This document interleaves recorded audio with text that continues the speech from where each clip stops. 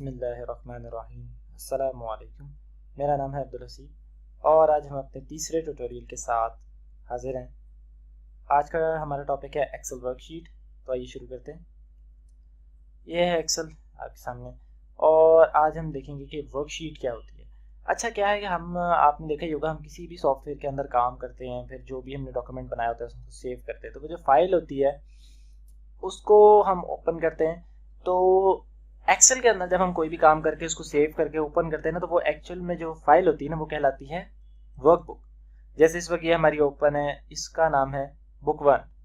ठीक है, एक वर्कबुक के अंदर हम मुख्तलिफ वर्कशीट्स के ऊपर काम करते हैं, यानी कि एक वर्कबुक जो है वो मुख्तलिफ एक से ज़्यादा वर्कशीट्स के ऊपर मुश्तमिल होती है।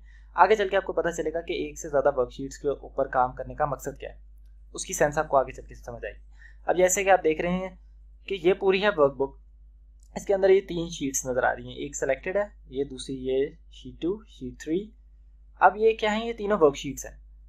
अब है क्या कि आप चाहें तो इनको ये शीट 1, शीट 2, शीट 3 इनके नाम डिफ़ॉल्ट से हैं। ठीक है, आप चाहें तो इनके नाम रीनेम कर सकते हैं, इनके कलर्स बदल सकते हैं।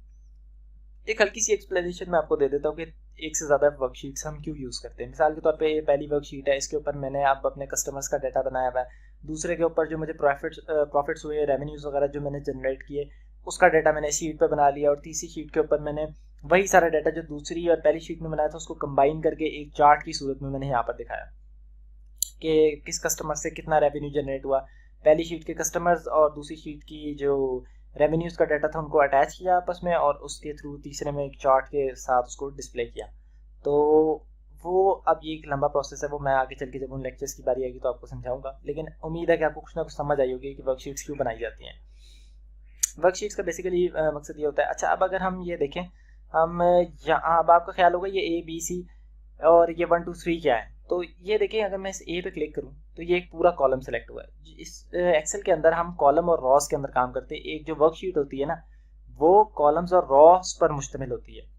और अगर हम इस 1 पे क्लिक करें तो ये रॉ सेलेक्ट हो गई। ठीक है, तो जो कॉलम है उसको रिप्रेजेंट किया गया है ABC से। ठीक है, ये कॉलम A है, ये कॉलम B है, ये C है, ये D है, ये कॉलम्स के नाम है। ठीक है, उनको अल्फ़ाबेट्स या लेटर्स के ज़रिए जो है वो दिखाया गया है। और जो रॉज हैं उनको नंबर के ज़रिए आइडेंटिफाई किया गया है। ये रॉ 1 है, ये रॉ 2 है, ये रॉ 3 है, ये इनकी पहचान है। ठीक है, आगे चल के आपको पता चलेगा कि ये बड़े काम की चीज़ है। अब यहाँ पे एक बॉक्स आपको नज़र आ रहा है, मैं जिस भी सेल पर क्लिक करता हूँ, जो भी हमारा एक्टिव सेल होता है उसका नाम यहाँ पर लिखा जाता है, A1 B1। अब आप सोच रहे होंगे ये तो B है तो वहाँ पे B1 क्यों लिखा आ रहा है। देखिए, ये नेम बॉक्स है, ये आपके बहुत काम आएगा। आपको एक्चुअल में जिस भी एक्टिव सेल के अंदर आप काम कर रहे हैं, जिनके अंदर भी आपका डाटा है और जिन पर भी आपने बाद में फार्मूला लगाना है, फार्मूला जो एक्सेल की असल खासियत है जिसकी वजह से एक्सेल मोस्टली पॉपुलर है हर जगह पर, तो उसके फार्मूलाज ही हैं। और फार्मूला आप उस वक्त तक अप्लाई नहीं कर सकते जब तक आपको ये नहीं पता कि जिन वैल्यूज़ के ऊपर आप फार्मूला अप्लाई करना चाह रहे हैं उनके सेल्स के नाम क्या है। ये सेल्स के नाम बहुत ज़रूरी हैं, बहुत काम आएंगे आपके। तो अब आप देख रहे हैं कि ये सेल B1 ऊपर लिखा आ रहा है, तो B1 का मतलब है सेल B कॉलम का सेल नंबर 1 या B कॉलम की रॉ 1। ठीक है, वो आपको ये शो कर रहा है। तो आपको इस चीज़ का पता होना बहुत ज़रूरी है, बगैर इसके आप काम नहीं कर सकते। मजीद ये कि आप सोच रहे होंगे ये कॉलम्स जो है वो काउंटिंग जो है वो रॉस की 100 तक होगी और ये लेटर्स जो हैं वो Z तक जाके ख़त्म हो जाएंगे, लेकिन ऐसा नहीं है। ये देखिए, Z से जब हम जाते हैं तो ये आगे A B इस तरह शुरू हो जाते हैं। और अगर हम यहाँ पर सबसे पहले सेल पर रख के कंट्रोल की प्रेस करें और राइट एरो की प्रेस करें तो ये एक्सेप्ट D पे जाके ख़त्म हो रहे हैं। ये 16,000 से ज़्यादा कॉलम्स हैं। ठीक है, एक वर्कशीट के अंदर। अगर हम कंट्रोल प्रेस करके दोबारा लेफ्ट एरो की प्रेस करें तो हम वापस अपनी जगह पर आ जाएंगे। इसी तरह कंट्रोल प्रेस करके अगर हम डाउन एरो की प्रेस करें तो ये देखें, अब ये हमें बता रहा है रॉज 1 लाख से भी ज़्यादा है इसके अंदर।